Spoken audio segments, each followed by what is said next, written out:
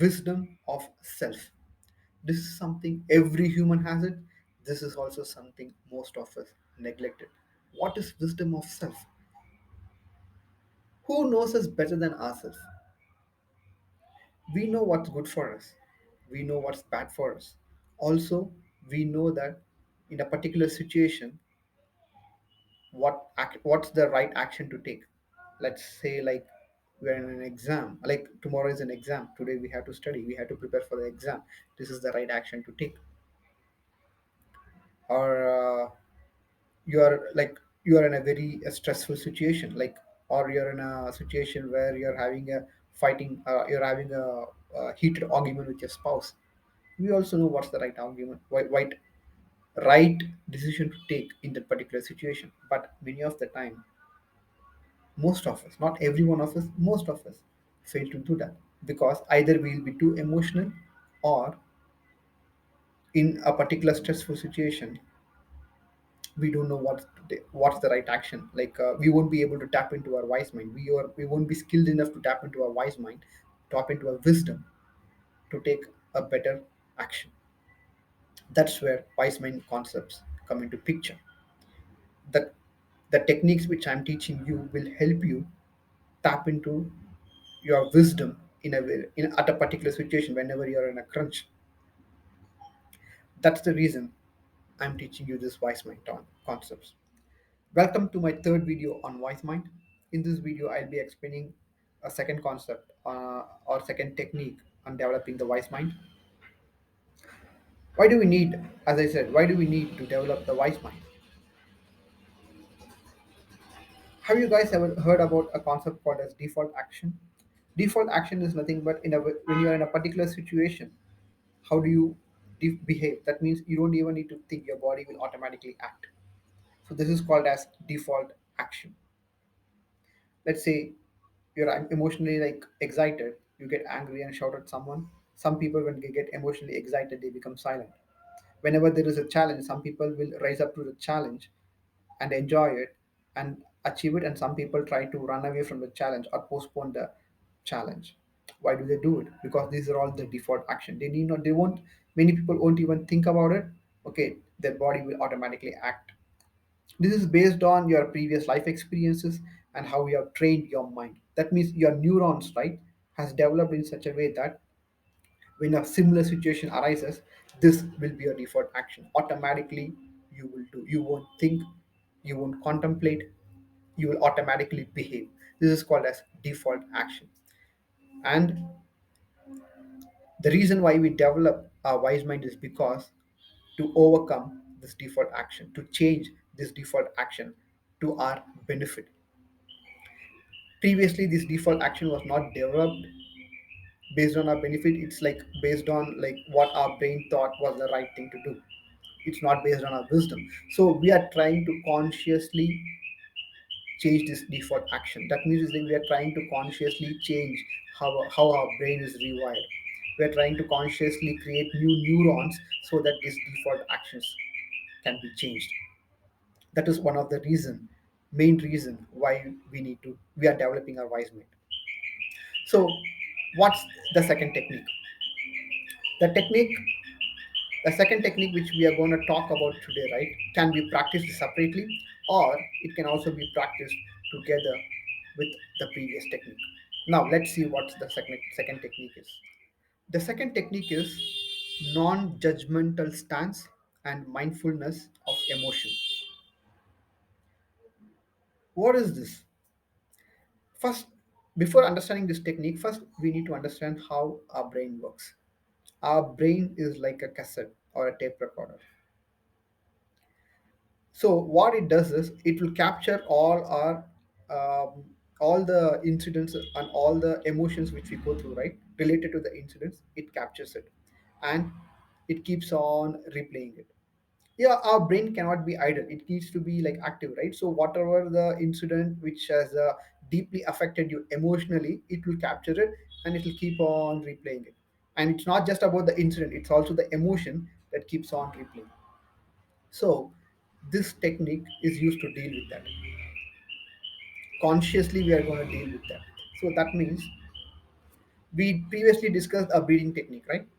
So what we can do is follow that mindfulness breathing for a minute, and then you can practice this. So close your eyes, think about an incident which emotionally disturbed you, and it's also emotionally disturbing you regularly. So think about that incident. So what you're going to do now is not just about think about the incidents, you're going to also, like, whenever you think, your emotionally will also be disturbed, right? So you're going to observe that emotion also. That means you're going to observe that incident and the emotion from a third person point of view. That means you're going to consciously bring out that emotion, and you're going to consciously observe it. You're not going to make any judgment on it. That means to say, you're going to not going to say whether it is good or whether it is bad, because this is something which is in you. Okay, we are going to get used to this emotion. We are going to analyze why that incident affected you, and we are going to learn to accept it. You have to accept it to let it go. When you try to consciously fight for it, right, our brain will go against us. Our brain will fight against us. So observe that incident, observe that emotion. Keep It's like you're gonna watch a movie without getting affected to it. Like many people, even when they watch the movie, right, they get emotionally affected it and they carry forward for a longer time. Like people who are emotionally sensitive, right? They are like that. So it's something similar, but you're gonna be in control of your emotion. We are gonna be in control of your thought. You are gonna purposefully bring that thought and emotions so that you can observe it, you can understand and learn it. So in this situation, what you can also do is you can bring your wise mind. So you can analyze that emotion. You can also start thinking about like why this emotion like come into picture. Okay, so and also you can also think about how I can conclude this emotion, so that how I can go past this emotion. So you are gonna talk to your wise mind also. So after observing this emotion, while observing this emotion, don't be judgmental, don't do any analysis, just observe. Okay, relive this incident consciously and observe. Once the observation period is done, accept that emotion. Okay, accept that emotion. Don't think about good, bad. That is your emotion, right? Accept that emotion. Okay, and then bring out your wisdom in you, which is in you. Okay, and try to analyze it. Talk to yourself and try to understand. Okay, in this particular situation I behaved in this way. Okay, I have observed it, I have accepted it. Now how could I have done it better? Okay, so if I want to do it better, in what state I need to be. That means whether I can't be too emotional, how to bring down that emotion.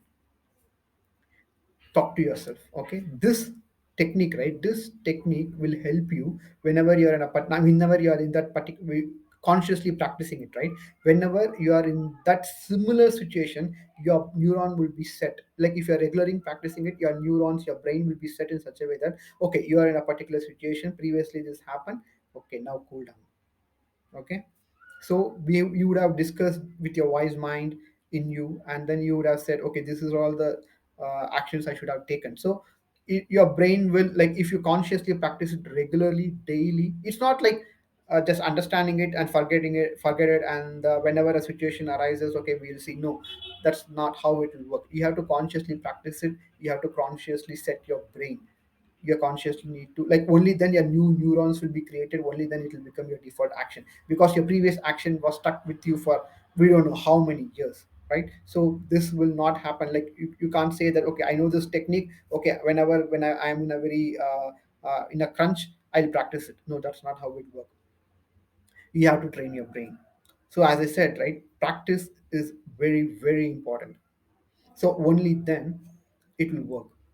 I used to consciously practice many things. Okay, like let's say like I love eating non-veg. Okay, every day I need to have non-veg in the evening. I used to like it's not. I never used to think. I know it's bad for my health, Okay, when I think logically, I know it's bad for my health, but whenever the situation arises, right, automatically I go, I eat, because at that time I just think about emotion. And also I try to convince my brain that this is like okay, only for today. So, but whenever, like, I used to, many a times, right, what I used to do is I used to sit, I used to like think about that incident, like whenever a particular time came, right, so why I am behaving in this way, so what could I have done better. Okay, I used to think, I used to analyze the emotion. I never used to be judgmental. Okay, but I used to, whenever the situation arises, right, I used to train, visualize and train my brain in such a way that okay, this time comes, this urge is coming, okay, I need to go and eat. So, but in my visualization I don't do it. Okay, I used to like practice my breathing techniques. Okay, I used to focus, divert my focus, or I used to like what do you say, I used to consciously eat something else instead of non-veg. Okay, so I practice this, I train my brain. So after a week or two, right, whenever that emotion again came up, whenever I was going like to eating non-veg, whenever I'm trying to like reach that place, my brain will start intimating me. All these trainings, all these practices which I did, right, my brain will start uh, informing me. So at that time, when you take an action, when you try to change your pattern, behavior pattern, right, so what will happen is slowly that will become your default action. It is tough. I'm not saying it's going to be easy. It is tough, because your 11 years or 12 years or sometimes 20 years of pattern you're going to change. But baby steps, you can do it, and many people have done it.